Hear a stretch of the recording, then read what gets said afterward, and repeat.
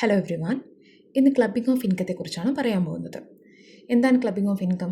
നമ്മൾ ഇൻകം ടാക്സിൽ ഒരു ഇൻഡിവിജ്വലിൻ്റെ tax assessment calculate ചെയ്യുന്ന സമയത്ത്, അതായത് ഒരു വ്യക്തി എത്ര ടാക്സ് അടക്കണം എന്ന് നമ്മൾ കണ്ടുപിടിക്കുമ്പോൾ ചിലപ്പോൾ ഈ ഒരു വ്യക്തിയുടെ വരുമാനം മറ്റാരെങ്കിലും കൈപ്പറ്റുന്നുണ്ടാവാം. ഭാര്യയോ മക്കളോ വേറെ ആരെങ്കിലും കൈപ്പറ്റുന്നുണ്ടാവാം. അങ്ങനെയെങ്കിൽ ആ ഇൻകം കൂടി എന്ത് ചെയ്യണം? യഥാർത്ഥ SSCയുടെ ഇൻകത്തിൻ്റെ കൂടെ നമ്മൾ വീണ്ടും ആഡ് ബാക്ക് ചെയ്യണം. അതിനാണ് നമ്മൾ എന്ത് പറയുക? ക്ലബിംഗ് ഓഫ് ഇൻകം എന്ന് പറയാം. ഓക്കെ, അപ്പോൾ ഒന്ന് മനസ്സിലായില്ലേ അല്ലേ? ഒന്നുകൂടി പറയാം. നമ്മുടെ യഥാർത്ഥ SSC, അതായത് ആരുടെ പേരിലാണോ നമ്മളിപ്പോൾ ടാക്സ് കാൽക്കുലേറ്റ് ചെയ്യുന്നത്, അയാളുടെ ഇൻകം വേറെ ആരെങ്കിലും കൈപ്പറ്റുന്നുണ്ടാവാം. അത് ഏതൊക്കെ കേസസിലാണ് അങ്ങനെ കൈപ്പറ്റുക അതിപ്പോൾ പറയാം. ഓക്കെ, അങ്ങനെ വേറെ ആരെങ്കിലും കൈപ്പറ്റുന്നുണ്ടെങ്കിൽ അവരുടെ ഇൻകം എന്ത് ചെയ്യുക? യഥാർത്ഥ SSCയുടെ ഇൻകത്തിൻ്റെ കൂടെ വീണ്ടും ആഡ് ചെയ്യുക. ഓക്കെ, അപ്പോൾ ആരാണ് SSC? ടാക്സ് അടക്കുന്ന വ്യക്തിക്ക് നമ്മൾ എന്ത് പറയാം? SSC എന്ന് പറയാം. ചിലപ്പോൾ ടാക്സിൽ നിന്നും ഒഴിവാവാൻ വേണ്ടി ഏതെങ്കിലും ഇൻകത്തിൻ്റെ സോഴ്സ് ഈ SSC എന്ത് ചെയ്യാം? മറ്റാരുടെയെങ്കിലും പേരിലാക്കാം. താൽക്കാലികമായിട്ട് മറ്റാരുടെയും പേരിലേക്ക് ട്രാൻസ്ഫർ ചെയ്യാം. അങ്ങനെയെങ്കിൽ ഗവൺമെൻറ് എന്താ പറയുന്നത്? ആരുടെ പേരിലേക്കാണോ ട്രാൻസ്ഫർ ചെയ്തത് ആ ഒരു ഇൻകം യഥാർത്ഥ SSCയുടെ ടോട്ടൽ ഇൻകത്തിൻ്റെ കൂടെ നമ്മൾ വീണ്ടും ആഡ് ചെയ്യണം ഇൻകം ടാക്സ് കാൽക്കുലേറ്റ് ചെയ്യുന്ന സമയത്ത്. അപ്പോൾ ഏതൊക്കെ സിറ്റുവേഷൻസിലാണ് നമ്മൾ ക്ലബിംഗ് ഓഫ് ഇൻകം ചെയ്യുക? ഒന്നാമത്തത്, transfer of income without transfer of property. അതായത് ഒരു എക്സാമ്പിൾ പറയാം. മിസ്റ്റർ അരുൺ എന്ന് പറഞ്ഞൊരു വ്യക്തി, അവരെന്ത് ചെയ്യുകയാണ്? അവനൊരു വീടുണ്ടെന്ന് വിചാരിക്കുക. സ്വന്തമായിട്ട് ഒരു വീടും പറമ്പും ഒക്കെ ഉണ്ട്. ആ വീട് വാടക കൊടുത്തിട്ടാണുള്ളത്. അപ്പോൾ ഈ വാടക തൽക്കാലം ആരാണ് കൈപ്പറ്റുന്നത്? ഈ അരുണിൻ്റെ ഫ്രണ്ടാണ് കൈപ്പറ്റുന്നത് വിചാരിക്കുക. ഫ്രണ്ടിനെ ഏൽപ്പിച്ചിട്ടുണ്ട്. അപ്പോൾ ഈ വീടും പറമ്പും ഫ്രണ്ടിൻ്റെ പേരിലാണോ? അല്ല, അരുണിൻ്റെ ഓണർഷിപ്പിലാണുള്ളത്. റെൻറ്റ് വാങ്ങുന്നത് ആരാണ്? ഫ്രണ്ടാണ് വാങ്ങുന്നത്. പക്ഷേ ഇവിടെ ടാക്സ് ആരടക്കണം? കിട്ടുന്ന റെൻറ്റിന് ആരാണ് ടാക്സ് അടക്കേണ്ടത്? അരുണാണോ ഫ്രണ്ടാണോ? തീർച്ചയായിട്ടും അരുണാണ് അടക്കേണ്ടത്. കാരണം അസറ്റ് നമ്മൾ ട്രാൻസ്ഫർ ചെയ്തോ ഫ്രണ്ടിന്? ഇല്ല. ഈ അസറ്റ് ഇപ്പോൾ ആരുടെ പേരിൽ തന്നെയുള്ളത്? അരുണിൻ്റെ പേരിൽ തന്നെയുള്ളത്. അങ്ങനെയാണെങ്കിൽ ടാക്സ് ആരാണ് അടക്കേണ്ടത്? അരുണാണ് അടക്കേണ്ടത്. അപ്പോൾ അരുണാണ് ഇവിടുത്തെ SSC. അരുണിൻ്റെ ടോട്ടൽ ഇൻകം കാൽക്കുലേറ്റ് ചെയ്യുമ്പോൾ ഈ rental income from house property അല്ലെങ്കിൽ റെൻ്റൽ ഇൻകം ആരുടെ പേരിലേക്ക് തന്നെ ആഡ് ബാക്ക് ചെയ്യണം? അരുണിൻ്റെ ടോട്ടൽ ഇൻകത്തിൻ്റെ കൂടെ ആഡ് ചെയ്യണം. ഓക്കെ, അതാണ് transfer of income without transfer of property. Okay, section 60. Next പറയാണ് revocable transfer of assets. Revocable means taking back, തിരിച്ചെടുക്കാവുന്നത്. ഇതിനൊരു എക്സാമ്പിൾ പറയുകയാണെങ്കിൽ മിസ്റ്റർ അരുണിൻ്റെ കേസിൽ തന്നെ പറയാം. മിസ്റ്റർ അരുണിന് ഒരു വീടുണ്ട്. ആ വീട് വാടക കൊടുത്തിട്ടുള്ളത്. അപ്പോൾ താൽക്കാലികമായിട്ട് ഈ അരുൺ എന്ത് ചെയ്യാണ്? തൻ്റെ ഫ്രണ്ടിന് 2 വർഷത്തേക്ക് ആ ഫ്രണ്ടിൻ്റെ പേരിലേക്ക് ട്രാൻസ്ഫർ ചെയ്യാണ്. അപ്പോൾ അവിടെ ഒരു കണ്ടീഷൻ വെച്ചിട്ടുണ്ട്. ട്രാൻസ്ഫർ ചെയ്യുന്ന സമയത്ത് 2 വർഷത്തിന് ശേഷം വീണ്ടും ഈ വീട് എൻ്റെ പേരിലേക്ക് തന്നെ ഞാൻ നെയിം ചെയ്യുന്നതാണ് എന്നൊരു കണ്ടീഷൻ വെച്ചിട്ടുണ്ടെന്ന് വിചാരിക്കാം. അങ്ങനെയാണെങ്കിലും ആ ഒരു വീട്ടിൽ നിന്ന് കിട്ടുന്ന വാടകയ്ക്ക് ആരാണ് ടാക്സ് കൊടുക്കേണ്ടത്? അരുൺ തന്നെയാണ് ടാക്സ് കൊടുക്കേണ്ടത്. കാരണം എന്നേക്കുമായിട്ടാണ് ട്രാൻസ്ഫർ ചെയ്തത്? അല്ല, വെറും 2 വർഷത്തേക്ക് വേണ്ടിയിട്ടാണ് അല്ലേ? അപ്പോൾ അത് തിരിച്ചെടുക്കാവുന്ന പ്രോപ്പർട്ടിയാണ്. ഓക്കെ, അങ്ങനെയാണെങ്കിലും ക്ലബിങ് ചെയ്യേണ്ടി വരും. നെക്സ്റ്റ് പറയാണ് ഇൻകം ഓഫ് സ്പോസ്. സ്പോസ് എന്ന് പറഞ്ഞാൽ ഭാര്യയുടെ സ്പോസ് ഭർത്താവാണ്, ഭർത്താവിൻ്റെ സ്പോസ് ഭാര്യയാണ്. ഓക്കെ, അപ്പോൾ ഈ സ്പോസിന് എന്തെങ്കിലും ഇൻകം കിട്ടുന്നുണ്ട്. ഫോർ എക്സാമ്പിൾ ഈ അരുൺ എന്ത് ചെയ്യാണ്? അരുണിന് ഒരു വലിയ പറമ്പുണ്ടെന്ന് വിചാരിക്കാം. ആ പറമ്പ് അരുണിൻ്റെ ഭാര്യയ്ക്ക് കൊടുത്തു, ഭാര്യയുടെ പേരിലാക്കി. ഭാര്യയുടെ കയ്യിൽ നിന്ന് ആഡിക്വേറ്റ് കൺസിഡറേഷൻ ഒന്നും കിട്ടിയില്ലേ? പറമ്പ് കൊടുത്താൽ തിരിച്ചിങ്ങോട്ട് എന്തെങ്കിലും പൈസ കിട്ടിയോ? ഇല്ല, വെറുതെ ഭാര്യയുടെ പേരിലേക്കാക്കി. ഈ ഒരു പറമ്പിൽ നിന്ന് നല്ലൊരു ഇൻകം അരുണിന് കിട്ടുന്നുണ്ടായിരുന്നു. അതിപ്പോൾ ആർക്കാണ് കിട്ടുന്നത്? ഭാര്യയ്ക്കാണ് കിട്ടുന്നത്. എങ്കിലും ഈ കിട്ടുന്ന ഇൻകത്തിന് ആരാണ് ടാക്സ് കൊടുക്കേണ്ടത്? അരുണാണോ ഭാര്യയാണോ? തീർച്ചയായിട്ടും അരുണാണ് കൊടുക്കേണ്ടത്. കാരണം എന്താ? ഈ അരുൺ ഭാര്യയ്ക്ക് സ്ഥലം വിറ്റതാണോ? ഭാര്യ എന്തെങ്കിലും കൺസിഡറേഷൻ പൈസ കൊടുത്തിട്ടുണ്ടോ? ഇല്ല, വെറുതെ കൊടുത്തതാണ്.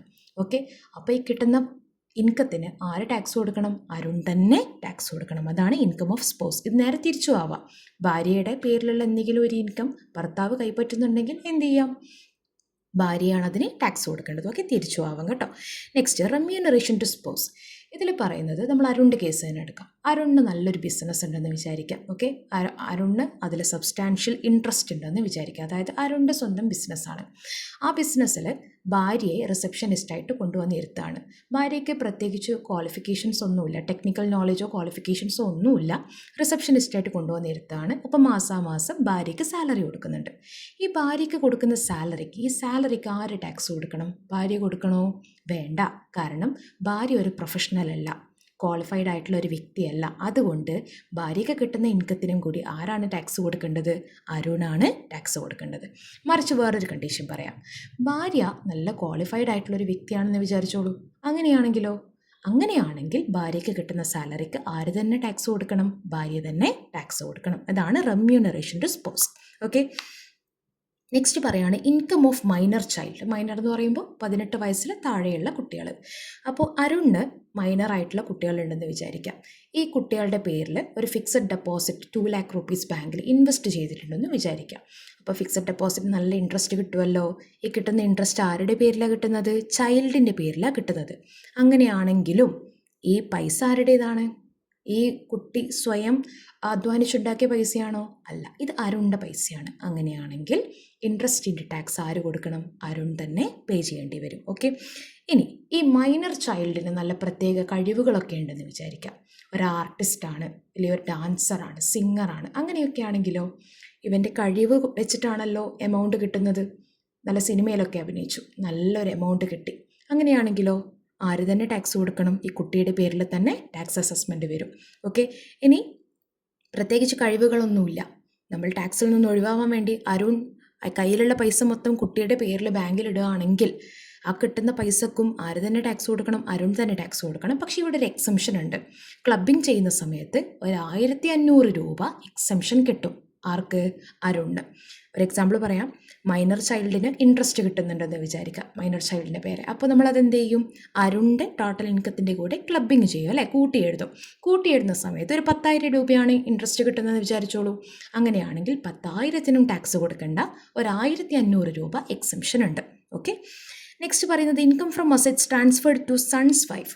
ഇനി അരുണിൻ്റെ മകൻ്റെ ഭാര്യയുടെ പേരിൽ ഒരു സ്ഥലം അല്ലെങ്കിൽ വേറെ എന്തെങ്കിലും ഒരു സോഴ്സ് ഓഫ് ഇൻകം ട്രാൻസ്ഫർ ചെയ്തു എന്ന് വിചാരിക്കുക, വിത്തൗട്ട് എനി കൺസിഡറേഷൻ. നേരത്തെ നമ്മൾ പറഞ്ഞ സെയിം, നമ്മുടെ സ്പോസിന് ഒരു പറമ്പ് വെറുതെ എഴുതി കൊടുത്തു എന്ന് പറഞ്ഞില്ല, അതേപോലെ മകൻ്റെ ഭാര്യയ്ക്ക് എഴുതി കൊടുത്താലും അതിൽ നിന്ന് എന്തെങ്കിലും ഇൻകം എറൈസ് ആവുന്നുണ്ടെങ്കിൽ ആര് തന്നെ ടാക്സ് കൊടുക്കണം? അരുൺ തന്നെ ടാക്സ് കൊടുക്കണം. നെക്സ്റ്റ് പറയുന്നത് ഇൻകം ഓഫ് HUF. ഈ അരുണിൻ്റെ പേരിൽ വലിയൊരു പേഴ്സണൽ അസറ്റ് ഉണ്ടെന്ന് വിചാരിക്കാം. വലിയൊരു വീടും പറമ്പൊക്കെ ഉണ്ട്. അപ്പോൾ വീട്ടിൽ നിന്ന് നല്ല വാടക കിട്ടുന്നുണ്ട്. അപ്പോൾ അരുൺ എന്ത് ചെയ്യാണ്? ടാക്സിൽ നിന്നും ഒഴിവാവാൻ വേണ്ടി ഈ വീടും പറമ്പും എന്തിലേക്ക് മാറ്റുകയാണ്?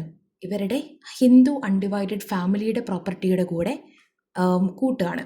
അങ്ങനെ നമുക്ക് ചെയ്യാൻ പറ്റുമോ? ഇല്ല. പേഴ്സണൽ പ്രോപ്പർട്ടി ഒരിക്കലും HUFൻ്റെ കൂടെ നമുക്ക് കൂട്ടിച്ചേർക്കാൻ പറ്റില്ല. അതിന് പേഴ്സണൽ പ്രോപ്പർട്ടിക്ക് സ്പെഷ്യലായിട്ട് നമ്മൾ എന്ത് ചെയ്യണം? ടാക്സ് അടക്കണം. HUFൻ്റെ കൂടെ കൂട്ടാൻ പാടില്ല. അങ്ങനെ HUFൻ്റെ കൂടെ കൂട്ടിച്ചേർത്തിട്ടുണ്ടെങ്കിൽ അതിൽ നിന്ന് കിട്ടുന്ന ഇൻകം നമ്മൾ എന്ത് ചെയ്യണം? ഇവരുടെ പേഴ്സണൽ ഇൻകത്തിൻ്റെ കൂടെ, ടോട്ടൽ ഇൻകത്തിൻ്റെ കൂടെ ആഡ് ബാക്ക് ചെയ്യണം. അപ്പോൾ ഇത്രയും കാര്യങ്ങളാണ് ക്ലബിംഗ് ഓഫ് ഇൻകത്തിൽ വരുന്നത്.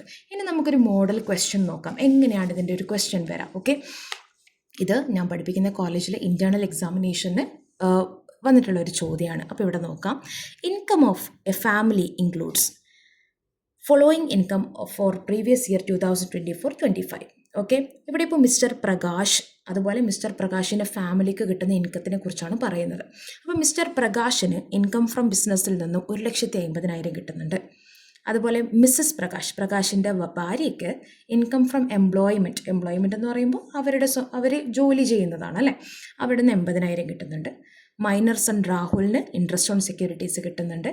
ഗ്രാൻഡ് ഫാദർ കൊടുത്ത എമൗണ്ട് ബാങ്കിലിട്ടിട്ട് അതിൽ നിന്ന് കിട്ടിയ ഇൻട്രസ്റ്റ് ആണ് കേട്ടോ. അതുപോലെ മൈനർ സൺ രാജിന് സ്റ്റേജ് ഷോ ചെയ്തിട്ട് 60,000 കിട്ടുന്നുണ്ട്. അതുപോലെ മൈനർ ഡോട്ടർ രമ്യയ്ക്ക് 6,000 കിട്ടുന്നുണ്ട്. നമ്മളോട് ചോദിച്ചത് determine total income of mister Prakash and his family members. പ്രകാശിൻ്റെയും ഫാമിലി മെമ്പേഴ്സിൻ്റെയും ടോട്ടൽ ഇൻകം കാണാനാണ് പറഞ്ഞത്. അപ്പോൾ നമുക്ക് പ്രകാശിൻ്റെത് കാണണം, ഭാര്യയുടേത് കാണണം, മക്കളുടേത് കാണണം. അപ്പോൾ പ്രകാശിൻ്റെ ഇൻകം എത്രയാണ് ഫസ്റ്റ് വരുന്നത്? 1,50,000 വരുന്നത് തീർത്തും ടാക്സബിൾ ആയിട്ടുള്ള ഒരു ഇൻകമാണ്. ഇനി വേറെ ഏതെങ്കിലും ക്ലബ്ബ് ചെയ്യാൻ പറ്റിയ ഇൻകം ഉണ്ടോ എന്ന് നമുക്ക് നോക്കാം. Okay, first one Mrs Prakash. Mrs Prakash എന്ന് പറയുമ്പോൾ പ്രകാശിൻ്റെ ഭാര്യ, സ്പോസിന് ഇൻകം ഫ്രം എംപ്ലോയ്മെൻറ്റ് എന്ന് പറയുമ്പോൾ എന്താണ്? ഈ ഭാര്യ ഏതെങ്കിലും ഒരു എംപ്ലോയറുടെ കീഴിൽ ജോലി ചെയ്യുന്നു. ഒരു എംപ്ലോയറുടെ കീഴിൽ ജോലി ചെയ്യുമ്പോൾ പ്രകാശിൻ്റെ കീഴിലാണോ ജോലി ചെയ്യുന്നത്? അല്ല, വേറെ ഏതോ എംപ്ലോയറുടെ കീഴിലാണ്. അങ്ങനെയാണെങ്കിൽ പ്രൊഫഷണൽ ക്വാളിഫിക്കേഷൻ ഉണ്ടാവില്ലേ? അല്ലാതെ നമുക്ക് എവിടെയെങ്കിലും ജോലി കിട്ടുമോ? ഇല്ല. അപ്പോൾ മിസ്സസ് പ്രകാശിൻ്റെ ഇൻകം നമ്മൾ മിസ്റ്റർ പ്രകാശിൻ്റെ ഇൻകമായിട്ട് ക്ലബ് ചെയ്യാൻ പറ്റുമോ? ഒരിക്കലുമില്ല. നമ്മൾ ഇവിടെ പഠിച്ചിട്ടുണ്ട് ഇൻകം ഓഫ് സ്പോസ്, ഭാര്യയുടെ ഇൻകം അല്ലെങ്കിൽ ഭർത്താവിൻ്റെ ഇൻകം എന്തോ ആയിക്കോട്ടെ, ഈ കേസിൽ നമുക്ക് ഭാര്യയുടെ ഇൻകം പറയാം. ഭാര്യയുടെ ഇൻകം നമ്മൾ ഭർത്താവിൻ്റെ ഇൻകത്തിൻ്റെ കൂടെ ക്ലബിംഗ് അപ്പ് ചെയ്യും. എപ്പോൾ ആണെങ്കിൽ ഈ ഭാര്യയ്ക്ക് പ്രത്യേകിച്ച് കഴിവുകളൊന്നുമില്ല, പ്രൊഫഷണൽ ക്വാളിഫിക്കേഷൻ ഒന്നുമില്ലാതെ ഭർത്താവിൻ്റെ കമ്പനിയിൽ വെറുതെ ഇരിക്കുന്ന ഒരാളാണ്. അങ്ങനെ കിട്ടുന്ന സാലറി ആണെങ്കിൽ നമ്മൾ എന്ത് ചെയ്യണം? ക്ലബിംഗ് അപ്പ് ചെയ്യണം. ഈ ഒരു ക്വസ്റ്റ്യനിൽ നോക്കിക്കേ, Mrs Prakash income from employment, അവർക്ക് ക്വാളിഫിക്കേഷൻ ഉണ്ട്, വേറൊരു എംപ്ലോയറുടെ കീഴിലാണ് ജോലി ചെയ്യുന്നത്. അങ്ങനെയാണെങ്കിൽ ഈ 80,000 ആര് തന്നെ ടാക്സ് കൊടുക്കണം? മിസ്സസ് പ്രകാശ് തന്നെ ടാക്സ് കൊടുക്കണം. മിസ്റ്റർ പ്രകാശ് കൊടുക്കണോ? വേണ്ട. മിസ്റ്റർ പ്രകാശ് അവൻ്റെ ബിസിനസ്സിൻ്റെ ഇൻകത്തിന് ടാക്സ് കൊടുക്കാം. മിസ്സസ് പ്രകാശിൻ്റെ വേറെ തന്നെ നമ്മൾ എന്ത് ചെയ്യണം? ടാക്സ് അസസ്മെൻറ്റ് ചെയ്യണം. ക്ലബിംഗ് അപ്പ് ചെയ്യരുത്. അടുത്ത പറയുന്നത് മൈനർ സൺ രാഹുൽ.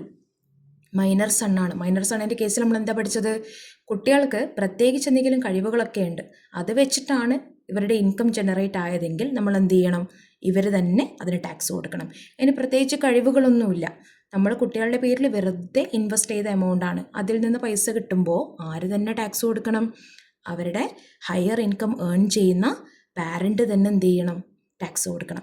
ഇപ്പോൾ ഈ രാഹുലിന് പ്രത്യേകിച്ച് എന്തെങ്കിലും കഴിവുകളുണ്ടോ? ഇവിടെ എന്താ പറയുന്നത്? ഇൻട്രസ്റ്റ് ഓൺ സെക്യൂരിറ്റീസ്, ഏതെങ്കിലും സെക്യൂരിറ്റിയിൽ ഷെയറിലോ ഡിബഞ്ചറിലോ ഒക്കെ ഇൻവെസ്റ്റ് ചെയ്തിട്ട് ഇൻട്രസ്റ്റ് കിട്ടിയിട്ടുണ്ട്. ഏത് എമൗണ്ടാണ് ഇൻവെസ്റ്റ് ചെയ്തത്? Purchased with money received from grandfather as gift. ഈ പ്രകാശിൻ്റെ ഫാദർ, അതാണല്ലോ രാഹുലിൻ്റെ ഗ്രാൻഡ് ഫാദർ അല്ലേ? ഗ്രാൻഡ് ഫാദറിൻ്റെ കയ്യിൽ നിന്ന് കിട്ടിയിട്ടുള്ള എമൗണ്ട് ഏതോ സെക്യൂരിറ്റിയിൽ ഇൻവെസ്റ്റ് ചെയ്ത് അതിൽ നിന്ന് കിട്ടിയ ഇൻട്രസ്റ്റ്. ഇത് രാഹുലിൻ്റെ എമൗണ്ട് ആണോ? അല്ല. ആരാണ് ഗിഫ്റ്റ് ചെയ്തത്? ഗ്രാൻഡ് ഫാദറാണ് ഗിഫ്റ്റ് ചെയ്തതെങ്കിലും ഈ കിട്ടിയ ഇൻട്രസ്റ്റ് നമ്മൾ ആരിലേക്ക് ക്ലബ് ചെയ്യണം? ഹയർ ഇൻകം ഏൺ ചെയ്യുന്ന പാരൻ്റ് ഏതാണോ അവരിലേക്ക് ക്ലബ് ചെയ്യണം. ഇവിടെ ഇപ്പോൾ ഹയർ ഇൻകം ആരാ ഏൺ ചെയ്യുന്നത്? തീർച്ചയായിട്ടും മിസ്റ്റർ പ്രകാശാണ് അല്ലേ? 1,50,000 കിട്ടുന്നില്ലേ? മിസ്സസ് പ്രകാശിന് 80,000 കിട്ടുന്നുള്ളൂ അല്ലേ? അപ്പോൾ മിസ്റ്റർ പ്രകാശിൻ്റെ ഇൻകത്തോട് കൂടിയിട്ട് എന്ത് ചെയ്യണം? ക്ലബിംഗ് അപ്പ് ചെയ്യണം. ഓക്കെ, മനസ്സിലാക്കാം. ഗ്രാൻഡ് ഫാദർ ഗിഫ്റ്റ് ചെയ്തതാണെങ്കിലും നമ്മൾ എന്ത് ചെയ്യുക? ഇവരുടെ ഹയർ ഇൻകം ഏൺ ചെയ്യുന്ന പാരൻ്റ് ഏതാണോ അവരിലേക്ക് ക്ലബിംഗ് ചെയ്യണം. അടുത്ത നോക്കാം. അപ്പോൾ ക്ലബിംഗ് ചെയ്യുന്ന സമയത്ത് നമുക്കിവിടെ ഒരു എക്സംഷൻ ഉണ്ട്. 1,500 രൂപ കുറച്ച് ബാക്കിയുള്ളതിന് മാത്രം എന്ത് ചെയ്താൽ മതി? ടാക്സ് കൊടുത്താൽ മതി. ബാക്കിയുള്ളത് മാത്രം ക്ലബിംഗ് അപ്പ് ചെയ്താൽ മതി. 10,000-ൽ നിന്നും എത്ര കുറയും? 1,500 കുറയും. നെക്സ്റ്റ് പറയുന്നത് minor son Raj income from stage show conduct ചെയ്തിട്ട് ഇൻകം കിട്ടിയിട്ടുണ്ട്. സ്റ്റേജ് ഷോ കണ്ടക്ട് ചെയ്യണമെങ്കിൽ രാജിന് നല്ല കഴിവുണ്ടായിരിക്കും. ഹി വാസ് എൻ ആർട്ടിസ്റ്റ് അല്ലേ? ആർട്ടിസ്റ്റ് ആയിരിക്കാം. അപ്പോൾ ഈ കിട്ടിയ ഇൻകം നമുക്ക് ക്ലബ് ചെയ്യാൻ പറ്റുമോ? ഒരിക്കലും ക്ലബ് ചെയ്യരുത്. കാരണം ഇത് നമ്മൾ എന്ത് ചെയ്യണം? രാജിന് തന്നെ ടാക്സ് അസസ്മെൻറ്റ് നടത്തണം. മൈനർ സൺ രാജിൻ്റെത് വേറെ തന്നെ ടോട്ടൽ ഇൻകം നമ്മൾ കണ്ടുപിടിക്കേണ്ടതാണ്. ഇത് ക്ലബിംഗ് അപ്പ് ചെയ്യേണ്ട ആവശ്യമില്ല. Okay, next minor daughter Ramya വേറെ ആർട്ടിസ്റ്റാണ്, ഡാൻസറാണ് എന്നൊന്നും പറയുന്നില്ല. അങ്ങനെയാണെങ്കിൽ ഈ രമ്യക്ക് കിട്ടുന്ന എമൗണ്ടും ആരിലേക്ക് ക്ലബ് ചെയ്യണം?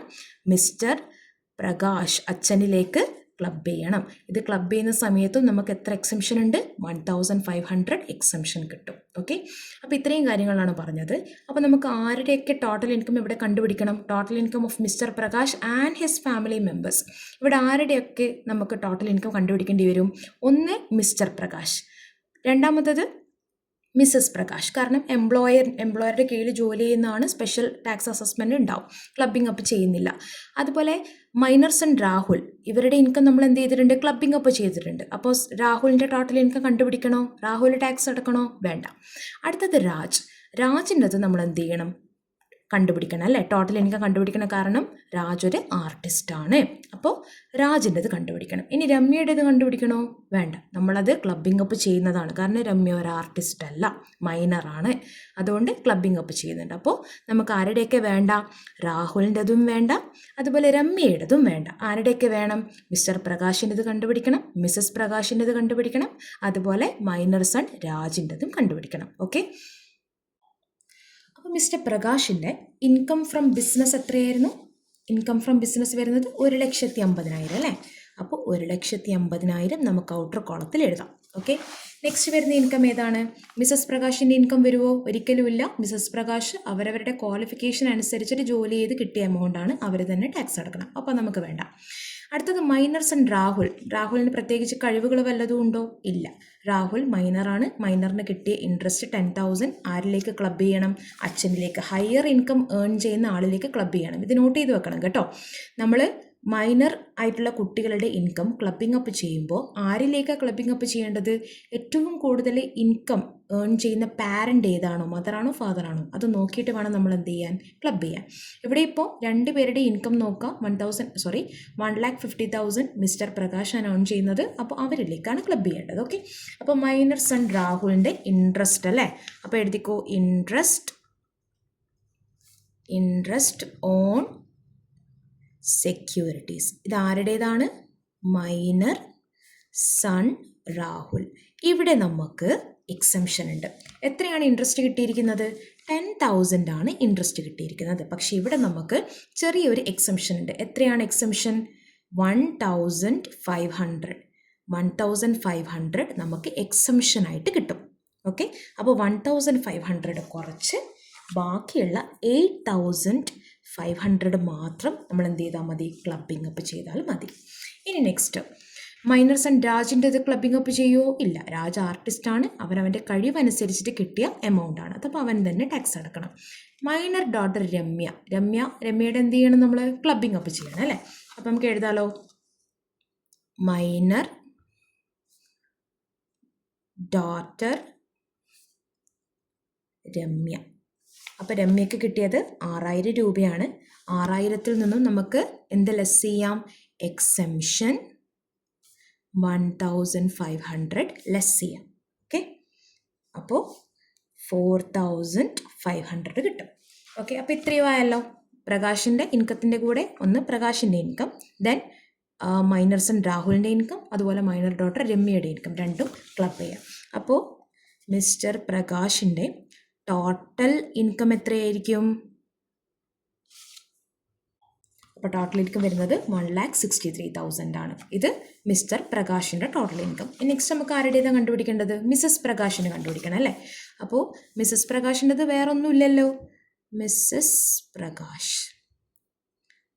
Prakash total income. ഇത് ഒന്ന് സെപ്പറേറ്റ് ചെയ്യണം കേട്ടോ. മിസ്സസ് പ്രകാശ് ടോട്ടൽ ഇൻകം എന്ത് മാത്രമേ ഉള്ളൂ? Income from employment. ഇവിടെ എപ്പോഴും ശ്രദ്ധിക്കുക, ഏറ്റവും കൂടുതൽ എമൗണ്ട് ഏൺ ചെയ്യുന്ന പാരൻ്റ് ഏതാണോ അവരിലേക്കാണ് നമുക്ക് ഈ ചൈൽഡ് മൈനർ കുട്ടികളുടെ ഇൻകം ക്ലബ് ചെയ്യേണ്ടത്.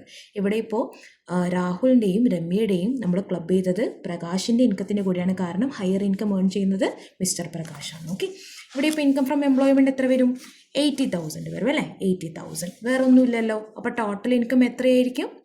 ടോട്ടൽ ഇൻകം എന്ന് പറയുന്നത് ഇറ്റ്സ് 80,000. അത്രയുള്ളൂ. ഇനി നെക്സ്റ്റ് നമുക്ക് ആർട്ടിസ്റ്റ് ആയിട്ടുള്ള മൈനർ സൺ രാജിൻ്റെ അസസ്മെൻ്റ് ആണ് കണ്ടുപിടിക്കേണ്ടത് അല്ലേ. അപ്പോൾ രാഹുലിൻ്റെയും രമ്യയുടെയും നമുക്ക് വേണ്ട, കാരണം അവർ ആർട്ടിസ്റ്റുകളല്ല. രാജ് സ്റ്റേജ് ഷോ കണ്ടക്ട് ചെയ്യുന്നുണ്ട്. അപ്പോൾ രാജിൻ്റെ എത്രയാണ് വരാൻ നമുക്ക് കാണുമ്പോൾ തന്നെ മനസ്സിലാവും അല്ലേ. അപ്പോൾ നമ്മൾ എഴുതണം. ഇതൊക്കെ വേറെ കണ്ടുപിടിക്കണം. കാരണം നമ്മുടെ ക്വസ്റ്റ്യനിൽ ഫാമിലി മെമ്പേഴ്സിൻ്റെയും മിസ്റ്റർ പ്രകാശിൻ്റെയും എല്ലാവരുടെയും ടോട്ടൽ ഇൻകം കണ്ടുപിടിക്കാൻ പറഞ്ഞിട്ടുണ്ട്. അപ്പോൾ മിസ്റ്റർ പ്രകാശിനെ മാത്രം കണ്ടുപിടിച്ചാൽ പോരാ, എല്ലാവരുടെയും കണ്ടുപിടിക്കണം. ഓക്കെ. അപ്പോൾ രാജ് മൈനർ സൺ രാജ് അങ്ങനെ എഴുതണമെന്നില്ല, just Raj total income of minor son Raj എന്ന് നമുക്ക് എഴുതാം. ഓക്കെ. അപ്പോൾ ഇതിലിപ്പോൾ എന്ത് വരും? ഇൻകം ഫ്രം സ്റ്റേജ് ഷോ എന്ന് വരും അല്ലേ. Stage show. അപ്പോൾ എത്ര എമൗണ്ട് വരുന്നത്? സ്റ്റേജ് ഷോക്ക് വരുന്നത് 60,000 രൂപയാണ്. അപ്പോൾ 60,000 രൂപയ്ക്കും ടാക്സ് കൊടുക്കണം. ടോട്ടൽ ഇൻകം എത്ര വരും? 10,000. ഓക്കെ, സോ ഇത്രയേ ഉള്ളൂ, വളരെ എളുപ്പമാണ്. ഇത് നമ്മൾ പാർട്ട് ചെയ്തിട്ട് ചെയ്യണം കേട്ടോ. അപ്പോൾ പാർട്ട് ചെയ്യാം. നമ്മൾ എക്സാമിന് എഴുതുന്ന സമയത്ത് നല്ല വൃത്തിയിൽ പാർട്ട് ചെയ്തിട്ട് വേണം എഴുതാൻ. ഓക്കെ, അപ്പോൾ ഇത്രയേ ഉള്ളൂ. വളരെ സിമ്പിളായിട്ടുള്ള ചോദ്യമാണ്. ക്ലബിംഗ് ഓഫ് ഇൻകം വളരെ എളുപ്പമാണ്. അപ്പോൾ ജസ്റ്റ് ഒന്നും കൂടി നമുക്കൊന്ന് റിവൈസ് ചെയ്ത് നോക്കാം. 7 പോയിൻറ്റ്സ് ആണ് പറഞ്ഞിരിക്കുന്നത് അല്ലേ.